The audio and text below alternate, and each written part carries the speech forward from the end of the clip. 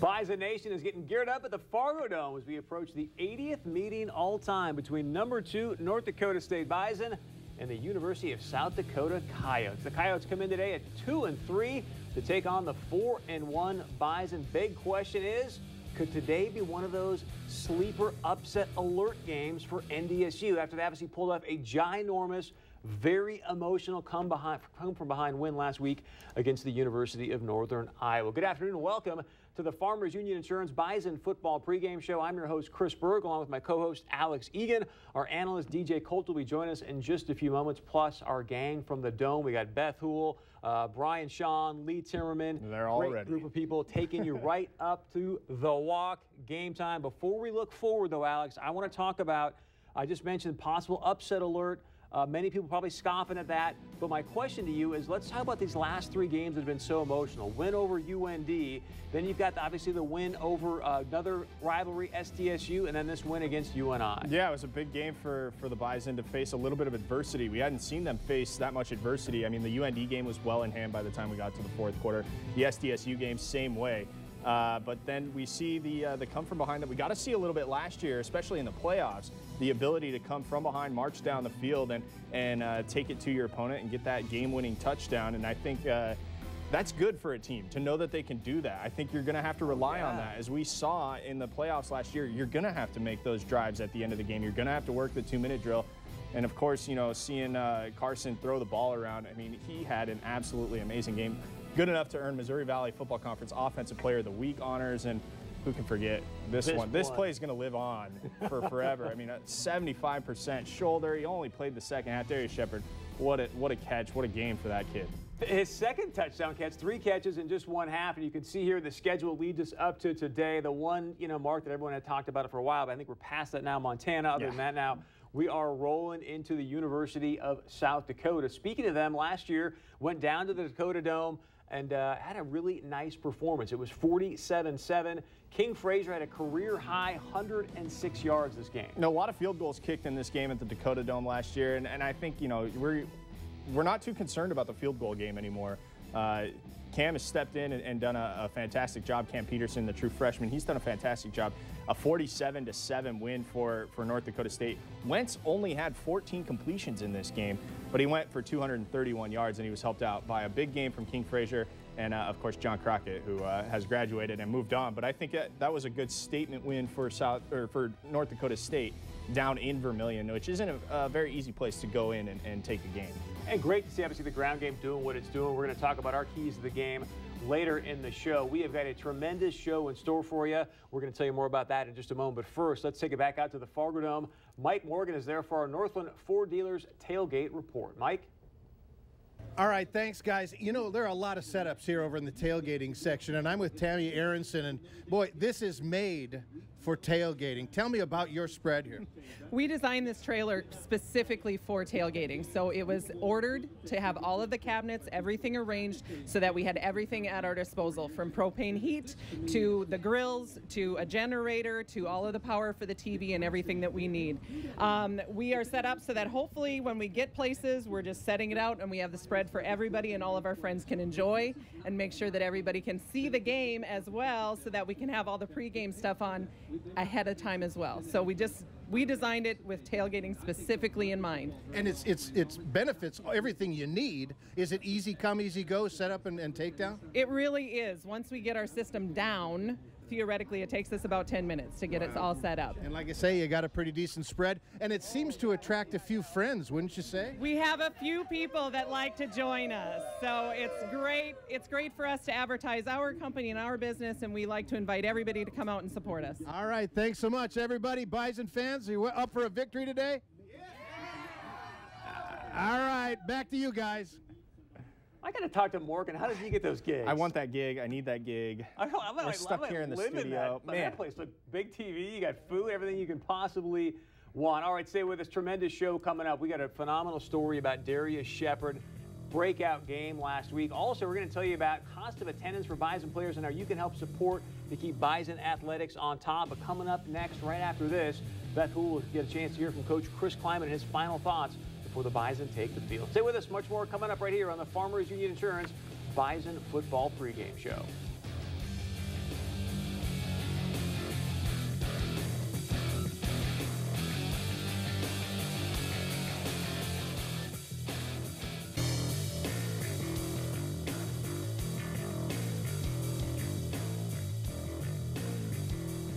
Last weekend, Bison head coach Chris Kleiman wasn't the only one who came away with a good weekend. Coach's son, Devin Kleiman, had this pick six for Fargo Shanley on senior night to give the Deacons the win. Devin Kleiman returned this thing 39 yards. And, well, as for his dad, Coach Kleiman, he said, this is even after the big win over Northern Iowa where Coach played at. Coach Kleiman said seeing his son make this play was the highlight of his weekend. And then after the game, he went on to say this about his son. He's worked incredibly hard, and he's love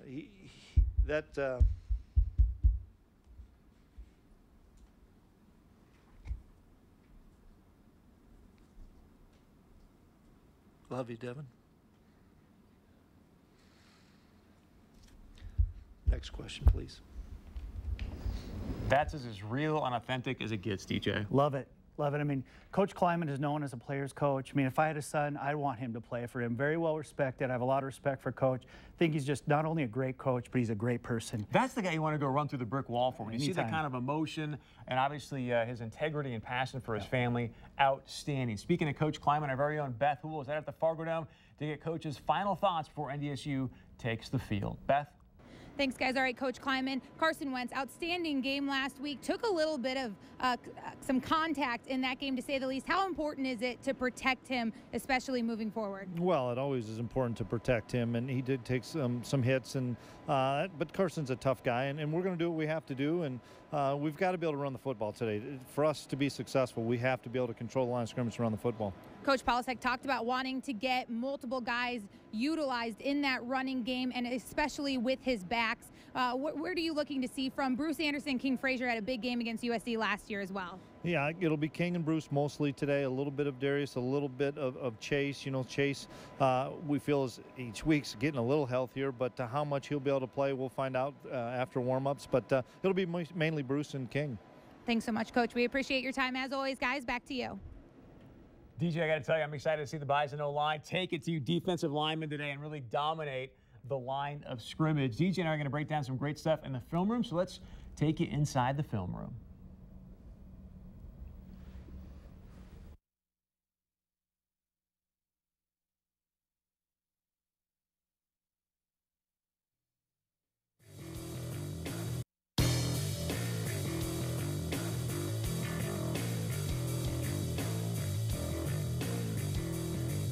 Welcome back to the Farmers Union Insurance Bison football pregame show. A little bit of a technical glitch there on the film room. It happens. It's live TV, right? I mean, but we're going to try to get it back here because I'm telling you, DJ and I crushed that film room, Alex. All right, we talk a lot about, the people on the field, but it also takes a ton of work of people outside the fields, the arenas, and the courts to keep Bison athletics on top. Yeah, especially with North Dakota State making the commitment to offer full cost of attendance starting next season.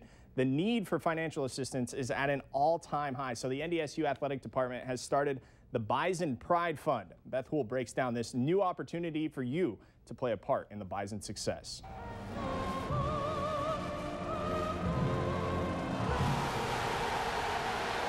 With the constant growth of college athletics, North Dakota State has made a major commitment towards supporting their student athletes to the fullest degree. At NDSU, we're a leader in college athletics, and so to continue to be a leader, you have to be at the forefront. With the move to grant full cost of attendance starting next school year, the Bison Athletic Department is expanding their fundraising like never before. Particularly with this one, it's something that we believe in. We believe in cost of attendance. We believe in supporting our student athletes at the maximum possible level that we can while they're here. Bison Athletic supporters now have a new option when they look to donate.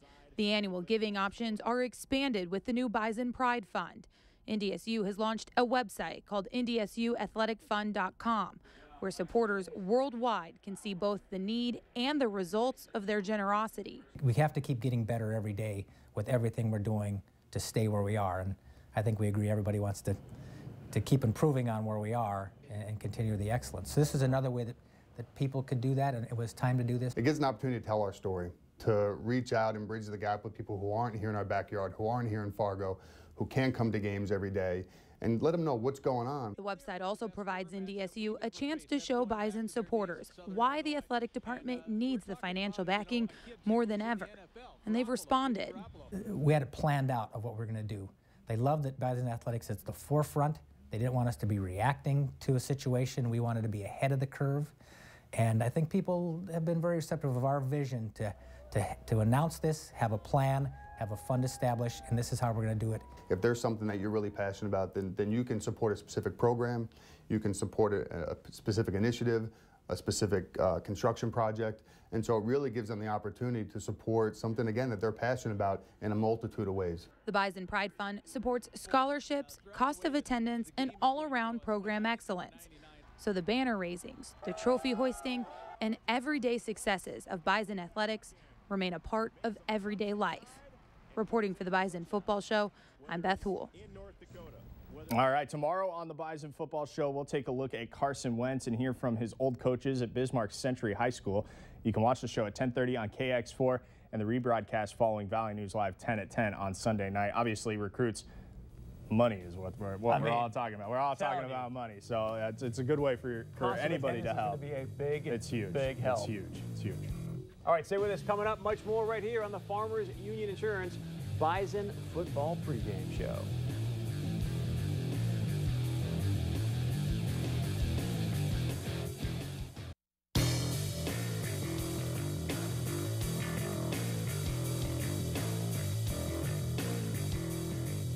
Definitely coming from a big emotional game like you and I, we're definitely looking to improve from that, and you know, it's just going to be like any other week, back to the drawing board and just try and improve from last week's game.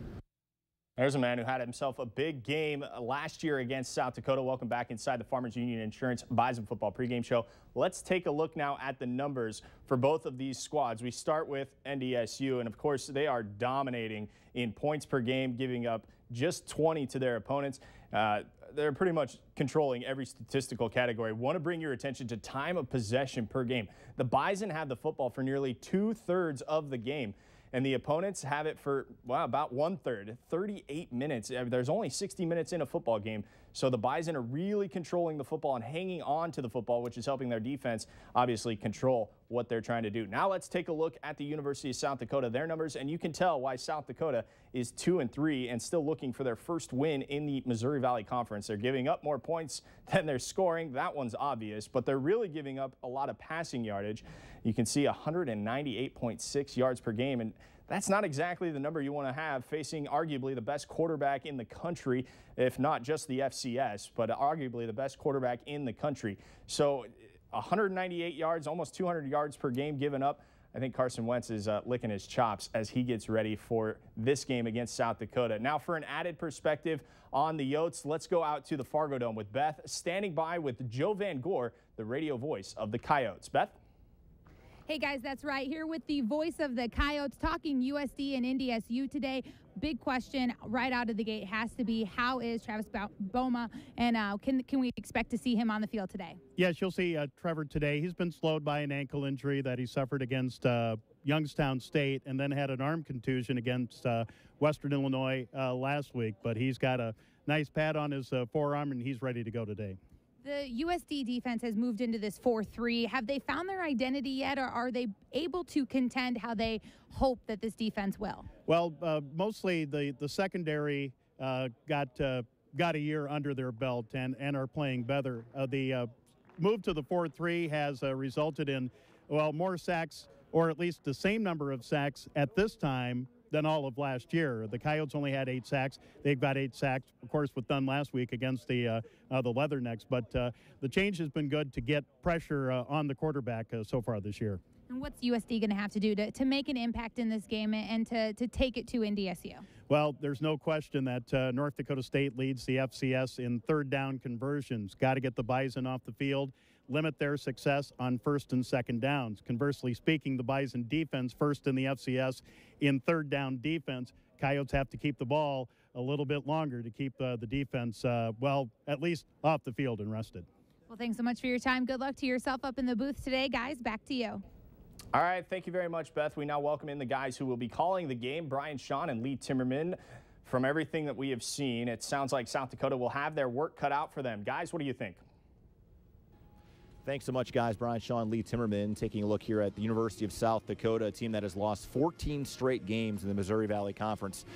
And it's hard to believe they've lost that many. The transition went well early on, had a big win against Minnesota, but LT since then, the consistency factor, finding players at all the positions has really been a struggle, especially offensively. I think if there's one thing that was maybe missed by USD and the coaching staff when they made the transition is just how physical the Valley Conference is. I guess I kind of view it maybe as when you're lifting weights.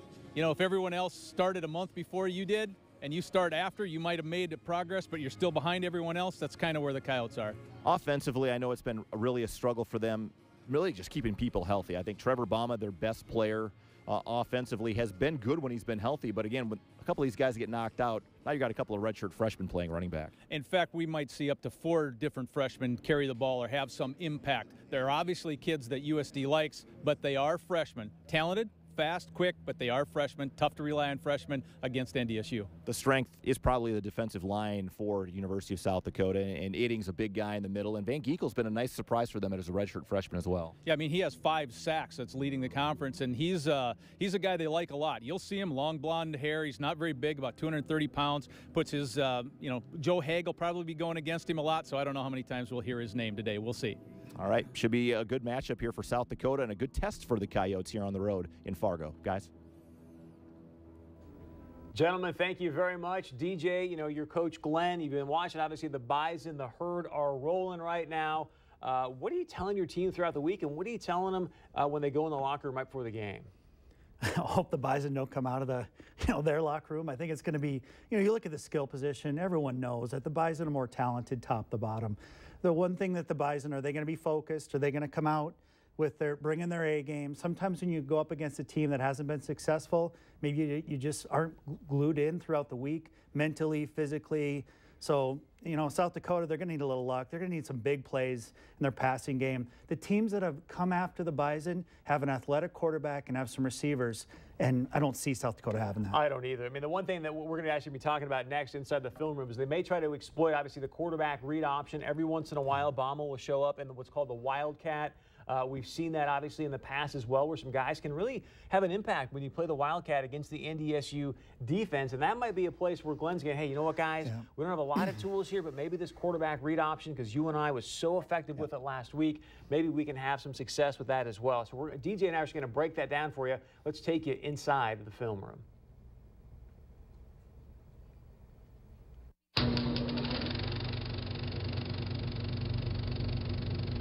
All right, we saw last week that the Bison defense can be susceptible to the big play. 2 of the big plays that occurred last week were off what's called the QB read option play. DJ, we see it all the time these days in college football. Typically comes out of this kind of a formation that you and I ran last week. You got the quarterback obviously in the shotgun, a running back right next to him. And what he's doing here is he's watching this defensive end. So the gentleman down here, Ambrosius, I'll get right on top of him there. But you watch him. If he crashes down, the quarterback is going to keep the football. If he doesn't, then he typically hands it off to the running back. One of the key notes, we're going to show you 2 of these plays today, is watch this slot back here, right up here. Watch the blocks that he makes on both these plays. Very powerful. Let's watch this in real time first. You can see. Now, this is Cole Morgan again. Remind you, this guy doesn't have any wheels. He is not known to be a running quarterback, DJ, and yet busts a big play here. The second one we're going to show you will be Aaron Bailey. But now we're going to show it to you in slow-mo to really break it down. Pause it here, perfect. You can see Ambrosius now is starting to crash down a little bit. So Cole Morgan does the right thing by hanging on to the football. Is Ambrosius doing the right thing, DJ? Yes, his job is to stay within an arm's length. When his tackle goes down, he's supposed to keep his shoulder square, keep with him down the line of scrimmage, make sure that running back does not have the ball. This is number 1 responsibility. The number 1 option in that play is to get the running back the ball. So you got to stop that first, and then you come off onto the quarterback. All right, so now let's play it again here, because we want to show you one other thing. We're going to pause it in just a moment, but one thing that really jumped out to DJ and as we were watching this, if we can pause it right now, this is after 5 steps of Cole Morgan taking this, and all of a sudden who comes in the picture is number 3, the safety, Trey Dempsey. What was he looking at? I don't know. I mean, that's Dempsey. It was a terrible play there. DeLuca, you usually don't see DeLuca get caught up, but that dragging that tight end across, brought an extra player in there. I'm trying to find where the outside backer was. DeLuca's coming up the middle. And when the safeties don't play well, like we see in this play as it plays out, any defense is in trouble. That's the big play. All right, let's go on to the second player. This is Aaron Bailey in the second half. Cole Morgan actually didn't pass a concussion test at halftime. Thus, Aaron Bailey stepped in. Now, this guy has got some serious wheels, which you're going to see in just a moment. Again, watch what happens. Ambrosius now, he crashes down. Bailey holds on to the football again in real time. But as we back this thing up in a moment and show it to you in slow motion, you're going to watch, again, the big block by the slot back that took out 3 people. Thus, Bailey was able to scamper down the sideline. So here it is in slow motion. If you can pause it quickly here for a second, you see Ambrosius there obviously crashing down. Now watch, there's that big block right down there at the bottom of the, I mean, that is a big, big play. Yeah, and you can see that block takes out both the safety and the outside backer. DeLuca's getting caught up in the middle there, and the D end is, because their responsibility is to take the running back first. And what's really surprising is, you know, NDSU is scheming all week for this. This was the guy that was supposed to start play that I mean, why isn't Ambrosius standing out here with contain and going, okay, I've got the outside, no one's going to get outside, because now I still have DeLuca and safeties to come up and fill that gap. NDSU coaches must have felt that it's better for them to have DeLuca follow down. Usually you want that D end to have an arm's length of that tackle or tight end, whoever's on the outside. You want your skill position, faster guys on the outside, your outside backer, safeties, corners, to be making the plays, pushing the ball. Inside. Then I can have my speed guys there and other guys on pursuit. So obviously always is it's a scheme. It's all a scheme, Chris. The scheme and the philosophy. They got to change it up. The good news is it sounds like obviously NDSU may change up their philosophy and their scheme when it comes to the QB read option, because Coach Kleiman was asked about these plays specifically at his Monday presser. Here's a comment from him on Monday. We're going to change some things up and devise not necessarily a different plan, but kind of revert back to some of the things we've done in the past to defend it. All right, be sure and stay with us. Coming up next, it's the Sanford Orthopedic Injury Report. Who's playing, who's not. Plus, outstanding story about standout wide receiver Darius Shepard. All that and more coming up right here on the Farmers Union Insurance Bison Football Pregame Show.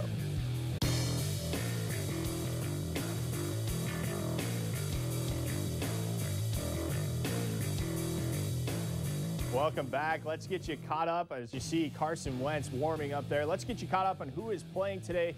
But first, we're going to go out to Beth. She is standing by with Dr. Benjamin Noonan. Beth. Thanks, guys. I'm here for the Sanford Orthopedic and Sports Medicine Injury Report, joined this week by Dr. Noonan. Thanks so much for joining us. At this point in the season, the bumps and bruises are going to be there, a couple of physical valley games. How can you kind of prevent those from becoming bigger issues down the road? You know, most lumps and bumps we kind of treat symptomatically. Compression, ice, a little bit of anti-inflammatories. There are some bigger ones, most notably hip pointers and quad contusions, that need a little bit more acute care. We try to get those wrapped really tightly right away. Stay away from medicines like ibuprofen that can make you bleed a little bit more. And sometimes if they're extremely symptomatic, we'll even MRI them to make sure there's no other damage done. When it comes to a player, somebody who's physically active, needing to get back into their activity, what can you do, and how important is that communication with an athlete and just in being able to help them prevent it from getting worse? I mean, I think communication is the key in everything that we do, so it's extremely important. And especially if it's a serious contusion, to let us know right away, because often what we do in the initial hours will make a huge difference down the road. Have you guys found it important to stress to these players that you have to be honest early on, because that will help you in the long run? Are they getting that message maybe as they get older? Some do more than others, but it's a very important part of the relationship between the physicians, the trainers, and the athletes, that they know that whatever they tell us is between us, because that communication is critical for us to treat them. Well, thanks so much for your time. We appreciate it. That's been another Sanford Orthopedic Sports Medicine Injury Report. Guys, back to you. All right, thank you very much, Beth. Let's take a look at who is and isn't playing today. Austin Coonert, the center, is out with an elbow injury. We'll talk about his replacement here in just a few minutes. Lance Dunn is also out with a hamstring injury that he's been nursing for a few weeks. Chase Morlock, the running back, has been limited for a few weeks with an ankle injury. He played last week. He'll likely play this week as well, but he is limited with an ankle injury. And Darius Shepard, obviously we saw what he did. He was able to play one half last week. He is limited again today against South Dakota. We still have a lot of show still to get your way, but first, let's get you back out to the Fargo Dome parking lot. Mike Morkin is standing by with the Northland Ford Dealers Tailgate Report. Mike? Thanks, guys. Eating is a major part of a good tailgating experience, and you're not going to find much better here than what I'm seeing being cooked up by Mark to my left and Dan to my right. I'll start with Mark. What do we got on the grill today? We got the quesadillas, spicy jalapenos, a bunch of Mexican vegetables, tenderloin tails, our famous wings, mussels cooking up. Man, popular place. Oh, there's the mussels. There's the mussels. Dan, tell me about it. Is there a secret to those? Just get them hot and heat them up. Get them hot and eat 'em up. Yep. Now, there's, what is it? There's a secret recipe for the wings, and I've been told you're going to reveal the recipe to fans today? Not today. Not today? No? No. Not another day? No, Can you just whisper in my ear what it is? I'll give you, starts with 5 pounds of sugar, and there's a bunch of other seasonings added to it, and it makes the best wings out here at tailgating. Wow. Okay. Now, you guys go a little step it up once in a while when you're out here. Tell me some of the things when, tell me some of the big time things you put on the grill. We cook up lobster tails. We cook up crab legs. Cool. Top butt caps. We marinate onions and peppers and jalapenos and butter and white wine. Cook them up and serve them with flank. Different types of meat. Oh. White wine. I got some Burgundy Cabernet Sauvignon in there. Nice. Butter, garlic, and white wine. And you certainly draw a crowd. There's quite of a crowd here. I'm going to sample some of the venison here. Oh my, very good. Food, as I said, a big thing. I'm not supposed to talk with mouth with the food, so look at that. Thanks, guys, for sharing. Bison win. Bison win. Back to you guys. All right, thank you very much, Mike, at a 5-star restaurant in a parking lot. That's awesome. That's how Bison Nation rolls. We still have a lot of show still to come your way as we work towards kickoff. Next, we're going to look at a player who you may not have known before last week, Darius Shepard, and why he is a name you're going to get very familiar with. Stay with us.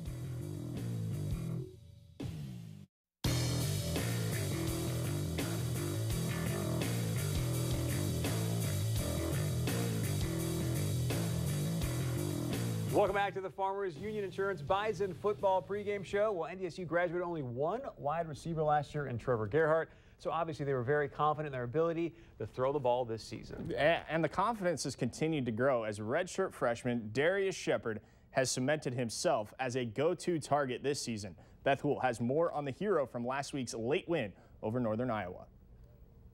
As a true freshman, Darius Shepard says he spent his Saturdays watching classmate R.J. Urzendowski step up and make a name for himself. Every week, the bar was raised, and for Shepard, it proved to be encouraging. You know, when I first got here, things were kind of tough, just redshirting for the first year, and I wanted to really, come back this year and help the team out and be a big factor in us winning. Wentz, as Northern Iowa brings pressure, fade pattern again for Shepard. Got it! He got it! Touchdown, Bison! In just his second Missouri Valley football game, Shepard is accomplishing the goals he set.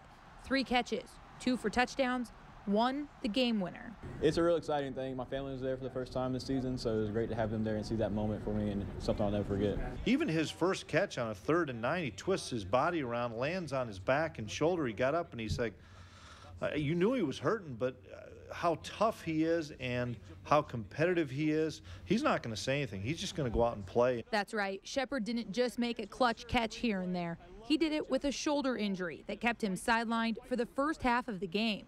Still, his competitive nature and his want to make a difference for the Bison gave his coaches and teammates total confidence in the redshirt freshman. When you have it in your heart that you're going to make a play and injury is not going to slow you down, you know you're going to make the play. And Shep is that type of person where if he's out there on the football field and he has a little bomb, he's going to sell out. He's going to strain to finish. He's going to do whatever it takes to make the play. And that makes me confident because I know what type of player he is. Man, kid's an animal. I've been saying all week he's a warrior. We've seen him in practice, and you can tell he's hurt, but he's just out there competing. Honored with the catch of the game last week, Shepard says he's flattered and aiming to take that title several more times in his career. A proven competitor, he's earned the respect of his coaches and teammates with his work ethic at practice over the last year. But on Saturday, October 10th, he's officially introduced himself to Bison Nation as a name to know. And today we just dubbed him the Shepinator. Stay with us. We're going to walk you up to kickoff right here on the Farmers Union Insurance Bison Football Pregame Show.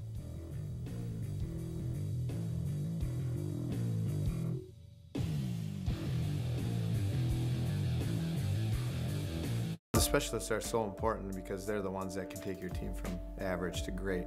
The guys that have their specialized roles and understand them and do them really well, those guys are hard to find. And so when you have those guys that are good at what they do and believe in what they're doing, don't care too much about who gets the credit, and want to go out and prove something, I think that that is probably the most important ingredient in a successful team. Choose the experts. Choose Sanford Orthopedics and Sports Medicine.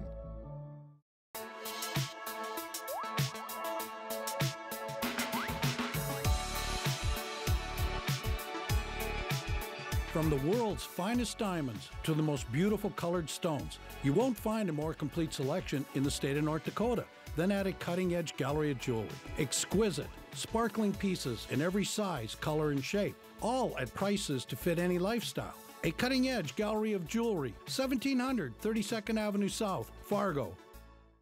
You know when it's time for a new truck, and you know the value of checking out the competition, but you also know the hassle and time it takes. But at Nelson Auto Center, you can compare the big three of trucks all in one location. Ford, GMC, and Ram, all under one roof.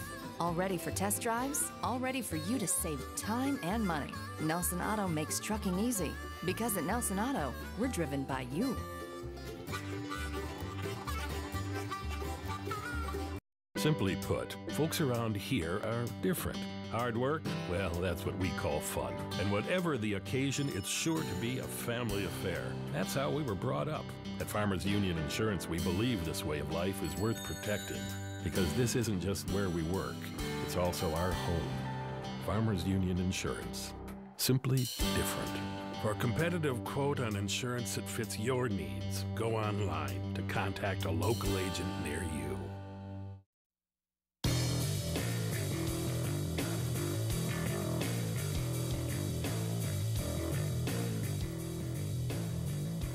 Welcome back to the Farmers Union Insurance Bison Football Pregame Show. We are going to walk you right up to kickoff.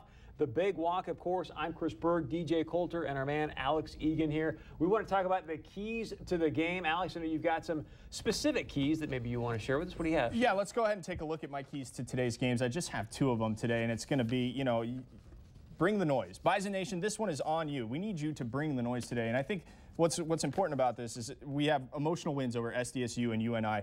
It's going to be important to keep the energy level high against an opponent that maybe isn't in the upper echelon of the Missouri Valley Conference. And my second key is play 4 quarters. I know Coach Kleiman will have these guys coached up like they are playing Northern Iowa or South Dakota State, because he said countless times the Missouri Valley is a tough league because anyone can beat anyone. So if the Bison don't play a complete game, South Dakota will take advantage. It looks like we have Beth ready out at the Dome. Beth, can we get your thoughts on today's game?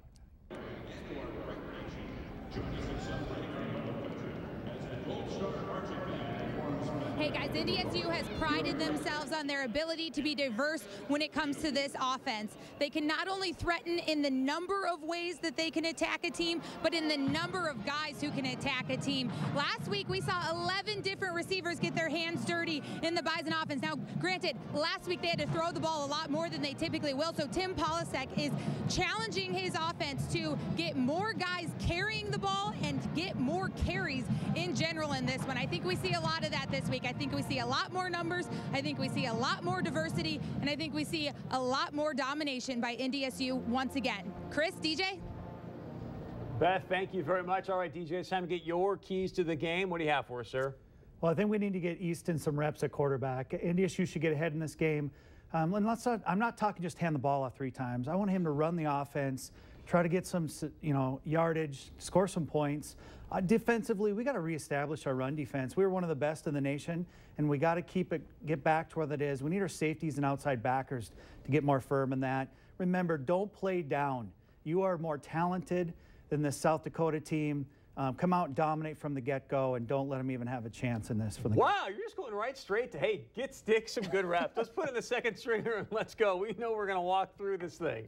All right, let's get to my keys to the game here. I've got just 2 of them. I think I'm also trying to pick up a little trucking advertising. I was just going to say, wow, Chris. Keep on trucking, number 1, because as we talked about at the start of the show today, hey, this is one of those kind of sleeper games. Coming off UND, very emotional. SDSU, very emotional. And then a come-from-behind win against the real rival UNI. It's an easy spot to lose some of that emotional, if you will, when you come out on the walk. They got to keep that going today. And the O-line, what I want to see today, and I have not seen it yet this year, and DJ, I'm stealing this one from you, is I want to see the O-line come out and dominate and be Ram tough. King Frazier had a big game last year against USD. I want to see him, Chase Morlock, Bruce Anderson, all these guys just going off up and down the field on the ground, which, I mean, is really hard for me to say as a quarterback, but I think that's what I'd like to see today. All right, let's go over to our guy, Alex, and find out what's happening as far as our Bobcat heavy lifting report. Alex? All right, thank you very much, guys. Our Bobcat heavy lifting player today is sophomore Zach Zemer. He'll be filling in at center for Austin Kunert, who is out, as we told you, with an elbow injury today. Zemer got a healthy amount of reps last week against Northern Iowa, and he has said the offensive linemen, they practice different positions throughout the season so they can step in and fill any role on the line. The big thing for him will be to maintain the consistency of the O-line at the center spot. You know, you are the one making the calls for who the rest of the guys will be blocking. Zach will definitely be doing some heavy lifting today. Guys, let's kick it back over to you. Thank you very much, Alex. I think one of the key things as well, obviously, is the quarterback comparison. It always, in my opinion, humbly said, boils down to the QB. From a QB. We want to take a look first at Ryan Sager. He's stepping in for USD. Kind of an interesting story. He really wasn't supposed to be the starting quarterback. The guy that was going to be hurt his back, so he was out as far as spring ball. So Ryan's had plenty of reps, but you look at his numbers here, you know, nothing really jumps out at you. The thing that is a little bit, I think, tough to look at there is the touchdown to interception ratio. 4 TDs and 2 picks. You obviously want to see those numbers much, much different. Now, I do want to spend some time today with all 3 of us, talk about who I think should, at this point, be at least a finalist, if not the winner, of the Walter Payton Award, and that would be Carson Wentz. He is just having an outstanding, outstanding year, and I think one of the great things that Coach Kleiman said in his Monday presser this week is NDSU, we need to take a step back every now and then, just sort of appreciate what Carson Wentz is doing for this program. DJ, your thoughts on Mr. Wentz? I hope Bison Nation understand how talented, and not just that. I mean, let's look in the last year. He won that playoff game against South Dakota State. He leads them back in the national championship. And then against a top 10 team last weekend, he does the same thing. I hope Bison Nation realizes how special he is as a leader and under pressure making big plays. Alex, the thing that jumped out to me about last week is that the fact that here you go, he's got pressure in his face much of the game. Obviously, great D. I mean, it was the first time he'd thrown a pick all season. He threw 2 of them. But at the same point in time, 11 people caught the football last week. That's amazing. Well, before we get to what I have to say, for you played quarterback it's incredible in the NCAA. To have 11 different guys able to catch a pass, let alone catch a pass, just to have 11 guys that are able to catch a pass is incredible. If you're Joe Glenn, what do? You walk in the defense and you're like, all right, guys, good luck. You know? Let's defend 16, 84, 38. You know, let's just pick it. Carson Wentz is so good at dissecting defenses and his pre-snap work, and that's something that you can't really appreciate. All the stuff that goes on in his head, but his pre-snap work, what he does to get the Bison into the right play, is phenomenal, and you rarely see him make mistakes. And the one interception that he had was off his receiver's hands in the second quarter of the game against Northern Iowa, and the other interception, the first one that he had, went to a guy that's probably going to be playing in the NFL next year. Possibly. You bring up a great point, and Coach Kleiman again talked about this earlier this week. When you look at the game-winning touchdown to Shep, one of the things that Coach Kleiman talked about is that Carson saw the safety just starting to move over. And as you mentioned, I know this from experience, guys, you start to get enough reps in the game starts to slow down. And DJ, I'm sure you know this as well. You start to see just a hip motion or an eye look, and you go, that guy's going to man coverage, or that guy's doing this, and now it becomes a great chess game. My point is Wentz, he saw the safety start to move over, he knew he had man on the outside, and boom, he goes over the top to Shep for a huge, huge play. Carson is maximizing every opportunity in this offense. And I hope people really understand, to get to 11 receivers, your offensive coordinator has to open it up, but you have to execute that and trust in your teammates, give them the opportunity to make plays, and Carson's doing that, and it's just special to watch. And I love his mentality. I mean, he had the fumble, a couple picks. Hey, let's go on to the next play. That's Joe Montana-esque. I'm not making the same comparison, but Joe Montana-esque. Well, and they're not asking Carson to throw the ball 50 times a game. I mean, last week he had 40 pass attempts. That's the highest he's had in his career at NDSU. So he's not being asked to throw the ball a ton. So having a good running game helps him. But he is the one that's getting them into those running plays to make sure that, hey, if a passing play is called, then we can get into a running play. And it looks like, oh boy, we are getting ready to run out of the tunnel. All right, Alex Deegan, DJ Coulter, I'm Chris Berg. Let's take you out to the Dome.